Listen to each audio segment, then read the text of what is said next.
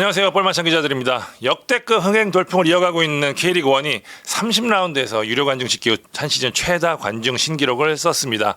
종전 기록이 2019 시즌 182만 7,061명이었는데 아직 시즌 종료도 되지 않아서 176경기 만에 183만 7,901명이 경기장을 찾아주셨습니다.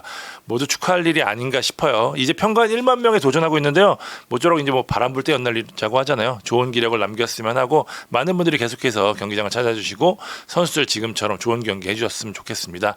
자, 30라운드에도 많은 일이 있었습니다. 선두와 2위의 승점차가 6점으로 줄어들었고요. 최하위가 다시 바뀌었습니다. 중위권은 더욱 두터워졌습니다. 많은 일이 있었던 K리그1 30라운드 볼만찬이 꼼꼼하게 리뷰하도록 하겠습니다. 네, 만 기자입니다. 네, 항저우 출국하기 전날 밤에 30라운드 리뷰 제 분량 찍겠습니다. 먼저 인천 제주전입니다. 인천이 제주를 잡고 포항전 패배를 빠르게 벗어났습니다. 순위는 7위지만 5위 서울, 6위 전북과 승점 동률을 만들어서 상스를 위한 마지막 반전의 발판을 마련을 했습니다. 반면 제주는 4경기 연속 무승이자 원정 8연패, 쉽지 않은 상황이 이어지고 있습니다. 10위 수원FC가 같은 라운드에서 패하면서 승점차는 그대로 6점이 유지됐다는 게 그나마 다행이라고 할 수 있습니다. 인천은 무고사 제르소 신진호를 벤치에 앉혀두고 에르난데스와 김보섭을 공격 선봉에 내세우는 352 시스템을 활용을 했습니다. 제주는 유리 조나탄이 준비 과정에서 무릎 이상이 생기면서 결장을 했고요. 여기에 임창우가 선발 명단에 이름을 올렸다가 워밍업 과정에서 종아리에 문제가 생겨서 부랴부랴 안태현으로 바뀌었습니다. 결국 이쪽 제주 기준으로는 오른쪽 측면이 문제가 됐다는 점에서 이 선수 교체가 아주 큰 영향을 미쳤다고 할 수 있고요.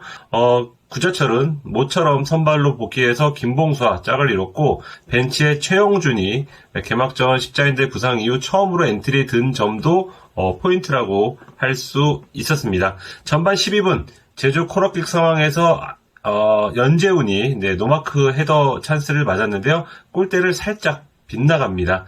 이게 왜 결정적이었냐 하면 인천 입장에서 보면 위기 뒤에 기회가 왔기 때문입니다. 좌측에서 에르난데스가 상대 수비수들의 압박을 벗겨낸 뒤 김도혁에게 패스가 갔고 김도혁이 노마크 찬스에 있던 이명주에게 패스를 연결해서 이명주가 그대로 맞대 슛으로 선제골을 넣었습니다. 전반을 끌려가던 제주는 후반 수비수 송주훈 대신 윙어인 김승섭을 투입하면서 3백에서 4백으로 바꾸고 더욱 공격적으로 나섰습니다.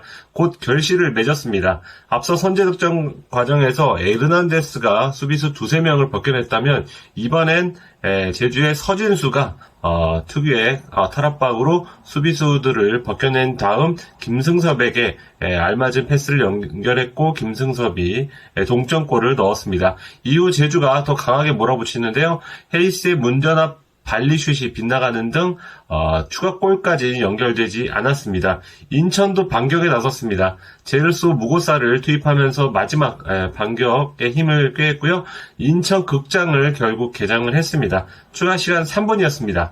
역습 상황에서 신진호의 패스를 받은 에르난데스가 아크 정면에서 왼쪽으로 치우친 지점에서 오른발 감차로 시원하게 골망을 흔들었습니다. 일각에선 에르난데스가 무게감이 떨어진다.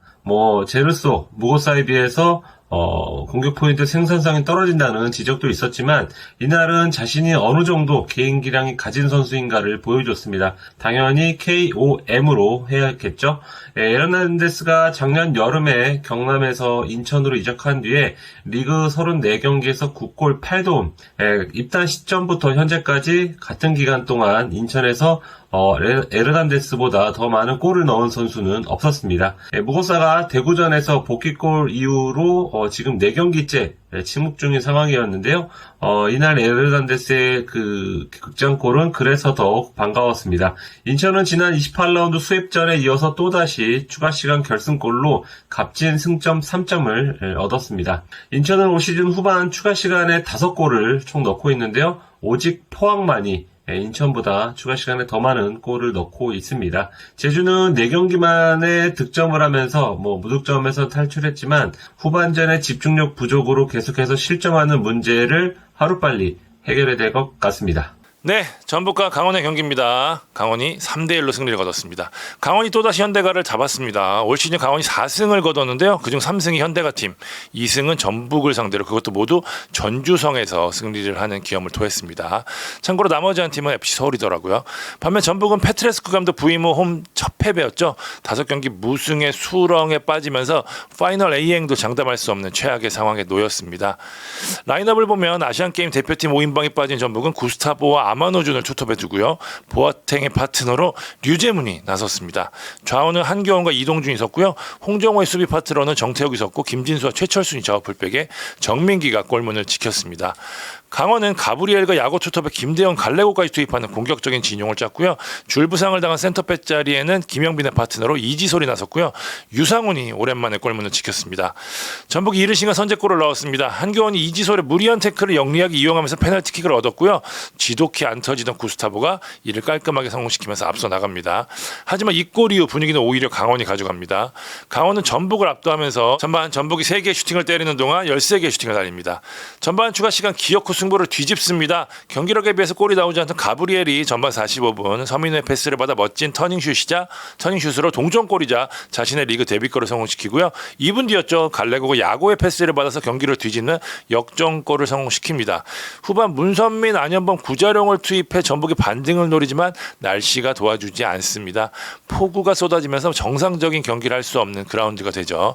과거 피스컵 결승을 연상케 하는 수준의 경기였는데 마음 급한 전북이 헤매는 사이에 후반 30분이었죠. 강원이 승부의 쐐기를 박습니다. 서민의 멋진 패스를 받은 김대원이 수비 한 명 앞에서 슈팅을 달리고 이게 굴절이 되면서 그대로 전북 골망을 흔듭니다.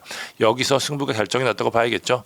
한국영과 함께 전북의 중원을 압도한 서민으로 인할 KOM을 하고 싶습니다. 도움도 2개나 올렸고요. 키패스도 팀 내 최다인 3개를 성공시켰습니다. 수비적으로도 팀 내 최다인 4번의 차단을 기록하는 등 공수에 걸쳐서 맹활약을 펼치면서 강원의 승리를 이끌어냈습니다. 강원은 가브리엘과 김대원이 터지면서 승리 이상의 효과를 얻게 됐고요. 전북 걱정은 하지 않는 거라고 했는데 지금은 좀 해야 될 것 같습니다. 최근 5경기에서 단 3골밖에 넣지 못할 정도로 단조로운 공격이 이어지고 있는데 설상가상으로 선수들의 컨디션도 썩 좋지가 않습니다. 외국인 공격수들의 결정력 부재는 이미 여러 차례 지적받은 바 있고요. 사실 최소 2위 아니면 아챔권 이게 전북의 마지노선이라고 할 수 있는데 지금 부진으로 창단처 파이널 B행을 걱정할 정도로 상황이 심상치가 않습니다. 네, 포항 수협전입니다. 내용과 결과를 모두 포항이 잡은 경기였습니다. 경기는 김기동 감독의 플랜대로 스무스하게 흘러간 느낌이었습니다. 김기동 감독은 이날 포함 최근 3경기에서 하프타임에 중미 1명, 그리고 윙어 1명, 총 2명을 일찌감치 교체하는 그런 컨셉을 유지를 했는데요. 이날도 같았습니다. 윤민호와 홍윤상을 후반 시작과 동시에 경험 많은 김종우, 김인성으로 교체를 했습니다.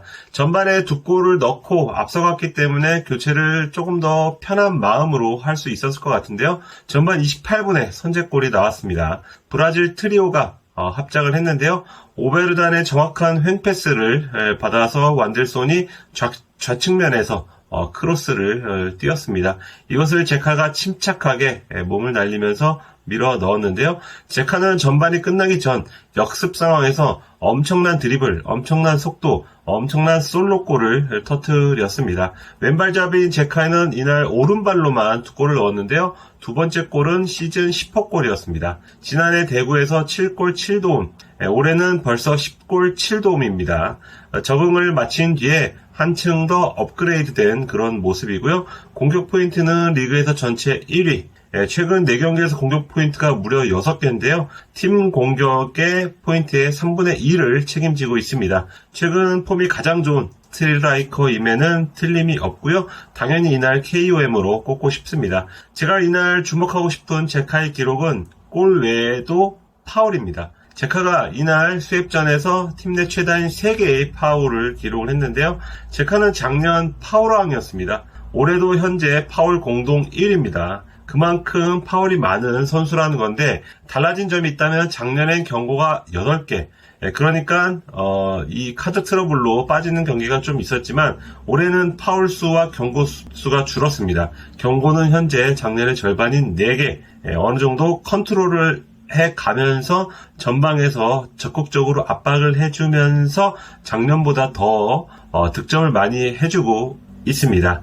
상대에겐 공포일 수밖에 없는 그런 공격수가 제카가 아닐까 생각이 됩니다. 포항은 후반에 더 몰아쳤습니다. 김인성이 연속해서 맞이한 기회를 노동건이 선방으로 잘 버텨냈습니다. 수원FC는 전반부터 스쿼드에 힘을 줬지만 전반 6분 포항 출신인 이광혁의 슛이 골대를 살짝 빗나간 이후로는 슈팅을 단 한 개도 기록하지 못했습니다. 특히 포항이 신광훈이 복귀한 뒤 우측 사이드에 힘을 줬는데요. 그 위치에서 어떤 팀 싸움을 하는데 어려움을 겪었습니다. 크로스 성공률을 보면 포항이 29.4%, 수원FC가 7.7%, 약 4배 차이가 납니다. 수협의 크로스 공격은 전혀 위력을 발휘하지 못했고 이승우를 비롯해 주력 다수가 부진한 어떤 느낌이었습니다.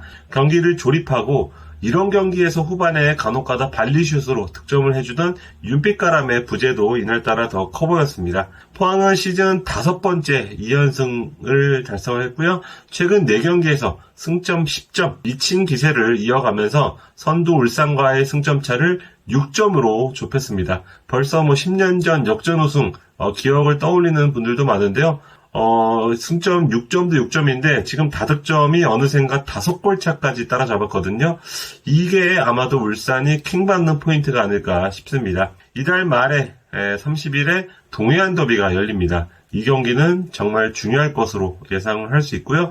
요새 병모드인 하창래 그리고 수원FC 날개인 이광혁은 이날 경고를 받아 다음 경기에 누적 경고로 결정합니다. 자, 다음 경기는 울산과 대전의 경기입니다. 1대1로 승부를 가리지 못했습니다. 대전 역시 울산이 천적이더라고요. 울산이 또다시 지지 않으면서 울산이 올 시즌 정규리그에서 승리하지 못한 유일한 팀으로 남았습니다. 기록을 보니까 대전은 전북까지 현대가 팀을 상대로 2승 3무로 한 번도 지지 않았더라고요. 위기의 울산은 비록 승리하지는 못했지만 주장전과 라인업 이렇게 큰 폭의 변화를 주는 과정 속에서 승점 1을 챙겼다는 점에서 위안을 얻을 수 있는 경기가 아니었나 싶습니다. 라인업을 보면 울산은 파격이라는 말을 넘어설 정도의 변화를 택했습니다. 유럽 원정을 다녀온 국가대표 선수들을 모조리 제외했고요. 이동경과 정승현은 아예 명단에서까지 제외를 할 정도로 그건 한 번도 볼 수 없는 라인업을 꺼냈습니다. 주민규, 김지현, 투톱에 조현태, 김민혁, 김성준, 에사카가 중원에 섰고요. 이명재, 임종훈, 김기, 김태환이 포백에 조수혁 골키퍼가 베스트 11으로 나섰습니다. 대전은 마사, 이현식, 김민덕이 선발 라인업에 복귀한 게 눈에 띄었고요. 이동원이 22세 카드로 나섰죠. 전방에는 티아고와 김인균이 섰습니다. 대전이 2분 만에 선제골을 넣으면서 기선을 제압합니다. 마사의 패스를 김인균이 뛰어들면서 마무리를 하죠. 대전식 압박이 역시 울산을 상대로는 상성적으로 잘 먹히면서 분위기를 이끕니다. 울산도 반격에 나섭니다. 김지현의 연이은 슈팅으로 흐름을 잡던 울산은 전반 30분이었죠. 김현우가 주민규를 잡아채는 상황이 나오면서 페널티킥 선언이 됐고요. 주민규가 이를 성공시키면서 승부를 원점으로 돌립니다. 이후 양팀 일진일퇴 공방을 이어가는데요. 후반 막판 변수가 속출합니다. 일단 37분이었죠. 바쿠가 환상적인 오른발 발리슛으로 울산의 리드를 잡는 듯 했지만 VAR 결과 취소가 되죠. 이창 골키퍼 앞에 있던 임종훈이 옵사이드 위치에 있었는데 시야를 방해했다는 주심의 판단으로 무산이 됐습니다. 후반 추가 시간에 다시 한번 페널티킥이 주어집니다. 이청용의 슈팅이 오재석의 팔에 맞았죠. 울산이 결승골을 만들 수 있는 기회, 주민규와 이창근이 다시 한번 맞섰는데 이번에는 이창근이 멋지게 막아냅니다. 결국 경기는 1대1 무승부로 끝이 났는데요. 마지막 페널티킥 결과를 만들었다는 경기 결과를 만들었다는 점에서 이창근은 KUM으로 하도록 하겠습니다. 이창근 이날 전반 6분 김지현의 슈팅을 포함해서 상대의 파상 공세를 잘 막아내면서 대전의 후방을 지켰고요. 울산은 승리하지 못했지만 일단 선수들의 의지나 활동량 면에서는 변화의 기틀을 마련했는데 그만큼 최근 상황이 좋지 않았거든요. 하지만 이게 승리로 이어질지는 앞으로 경기에서 상황을 좀 지켜봐야 되고요. 이날 경기는 여러 가지로 좀 아쉬운 부분도 있었고 긍정적인 부분도 있었지만 일단 공격진에서 확실하게 마무리 지어줄 수 있는 바코나 이런 에이스들이 사라진 게 사실이기 때문에 울산은 상황을 지켜봐야 될 것 같고요. 대전은 티아고가 침묵한 게 아쉬웠지만 전지훈련에서 준비한 대로 밸런스적으로 좀 나아진 모습을 보였거든요. 다시 흐름을 바꿀 수 있는 승점을 얻었다는 점에서 얻은 게 있는 경기였습니다. 네, 광주 서울전입니다. 광주가 또 한 번 K리그를 놀라게 했습니다. 창단 후 서울 원정에서 처음이자 서울전 10경기 만에 승리하면서 징크스에서 벗어났습니다. 앞서 울산을 상대로 8년 만에 승리를 하고 포항을 상대로 창단 이래 처음으로 광주 홈에서 승리를 했죠. 울산, 포항, 서울 이렇게 강호들을 상대로 오래 묵은 징크스를 깬 사람은 바로바로 이정효 감독입니다. 이 모든 걸 한 시즌 만에 해냈다는 것도 정말 놀라운데요. 지금 프리미어리그에서 브라이턴 돌풍이 심상치 않잖아요. 메뉴 원정 2연승이라고 하던데 이렇게 강팀을 잡고 브라이턴이 지금 강팀 DNA를 이식하고 있는데 광주가 K리그의 브라이턴이다. 이런 태클을 타고 있다고 봐도 무방한 것 같습니다. 플레이 스타일도 브라이턴과 비슷해 보입니다. 이번 3연승으로 4위권과의 승점차도 벌리면서 상스 진입 가능성과 아챔 진출 가능성을 높였습니다. 광주는 사실 라인업 구성에 고민이 많았습니다. 정호현이 아시안게임에 차출이 됐고 티모가 부상을 당했고 이민기 역시 부상이었습니다. 여기에 아사니와 이순민이 유럽 원정 평가전을 다녀와서 100% 컨디션은 아니었습니다. 서울은 스쿼드 손실이 상대적으로 적어서 여기다가 홈경기여서 조금 더 힘을 낼 수 있을 것으로 보였는데요. 하지만 전반 4분 만에 실점하면서 빠르게 흔들렸습니다. 광주는 오랜 패스 랠리 끝에 좌측면과 좌측 하프스페이스, 광주가 가장 자신 있어하는 지역으로 알려졌는데요. 이희균, 두현석, 토마스, 하승훈이 움직임 그리고 패스워크로 서울의 수비벽을 허물었고요. 하승훈의 힐패스를 받은 허율이 김주성의 마크를 따돌리고 시즌 3호 골을 넣었습니다. 허율은 5월 9일 서울전 이후 넉 달 만에 골맛을 봤고요. 남은 90분 가까이 서울이 주도하는 경기를 펼쳤습니다. 총 점유율은 61대 39, 슈팅 수는 18대 3이었습니다. 광주는 이희균이 이른 시간 부상으로 아웃된 뒤로 2선과 3선에서 경기를 풀어갈 자원이 많지 않아서인지 아니면 이종효 감독이 의도적으로 선제골을 지키라고 주문을 한 건지 모르겠지만 어쨌거나 내려서서 플레이를 했습니다.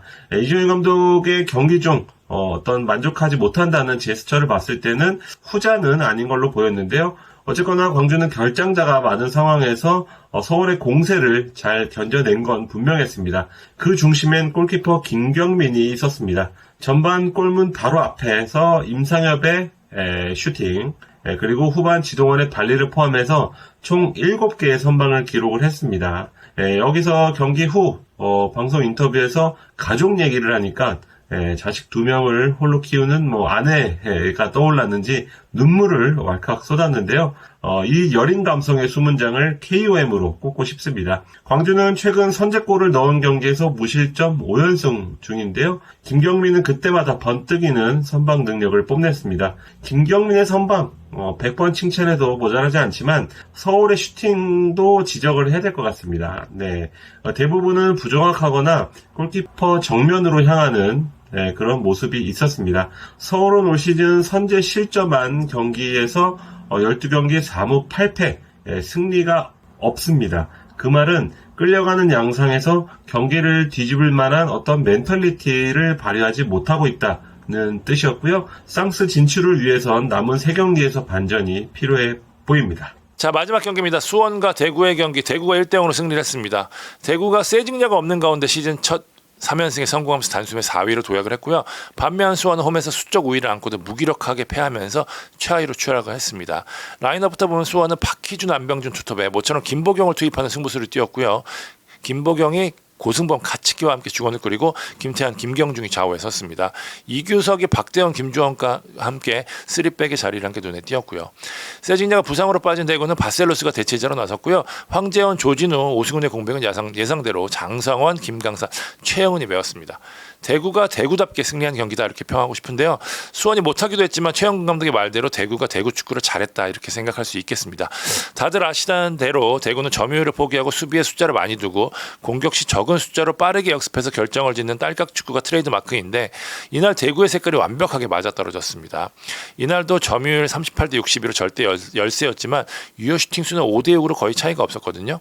특히 후반 벨톨라가 쓸데없는 행동으로 퇴장을 당하면서 수적 열세에 놓이자 대구의 장점이 더욱 극대화가 됐습니다. 오히려 한 명이 많은 상대를 압도하는 모습까지 보였는데요. 기록을 찾아보니까 대구가 최근 퇴장을 당한 7번의 경기에서 4승 1무 2패를 거뒀더라고요. 2패가 최강 울산에 당한 것이고 나머지 경기에서는 거의 경이적인 승률을 자랑하는 대구입니다. 대구 앞에서는 이 숫자 부족이 통하지 않는 상황이 되고 있고요. 대구는 세징야가 없는 가운데 선수들이 더욱 집중력 있는 경기를 펼쳤고 후반 51분이었죠. 그렇게 터지지 않던 바셀로스가 폭발적인 스피드를 앞세워서 결승골을 만들어내면서 대구의 귀중한 승점 3점을 안겨줍니다. 결승골을 넣은 바셀로스를 KUM으로 해야겠죠. 바셀로스는 이날도 3번의 드리블 돌파, 팀 내 최다였는데 이런 좋은 플레이를 하고도 언제나처럼 마무리에서 좀 아쉬움을 보였거든요. 마지막 장면에서 멋진 톱킥으로 결승골을 만들어내면서 세징야의 공백을 잘 지어냈습니다. 수원은 정말이지 큰일 난 모습이에요. 최하위로 내려간 것도 그렇지만 경기에서 무언가 좀 임팩트가 보이지 않습니다. 수비 라인업을 바꿨지만 빌드업 체계도 다소 좀 불안했고요. 김경중의 잦은 미스를 통해 측면에서도 특별한 전개가 나오지 않았고 여기에 또 막판에 뮬리치와 에릭 포포까지 포함했지만 전방에서 어떤 파괴력도 느껴지지 않았습니다. 무엇보다 좋은 활약을 보였던 상대 벨톨라까지 퇴장을 당했지만 오히려 선수를 대거 바꾸고도 숫자가 적은 대구의 에너지 레벨에서 밀렸다는 건 분명 전체적으로 문제가 있다는 이야기거든요. 교체 선택이나 타이밍에서 김병수 감독의 판단에 대한 아쉬움도 좀 컸고요. 전체적으로 답이 보이지 않는 수원입니다. 자, 30라운드 리뷰해봤습니다. 저희는 주말 프리뷰로 찾아뵙도록 하겠습니다. 지금까지 볼만찬 기자들이었습니다. 감사합니다.